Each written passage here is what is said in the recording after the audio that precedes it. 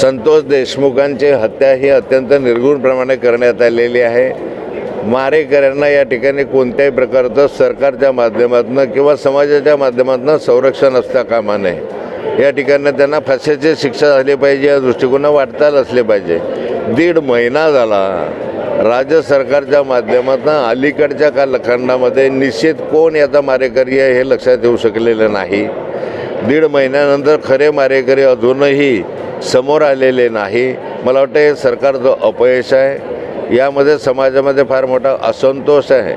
जो कोणी या संदर्भामध्ये दोषी असेल, ज्याने या संदर्भामध्ये या संतोष देशमुखांची हत्या केली असेल, त्याला तातडीने अटक व्हावी, तातडीने शिक्षा व्हावी आणि हे फास्ट ट्रॅक कोर्टाकडे चालवून फाशीची शिक्षा कशी होईल या दृष्टीने शासनाने पावलं उचलावी।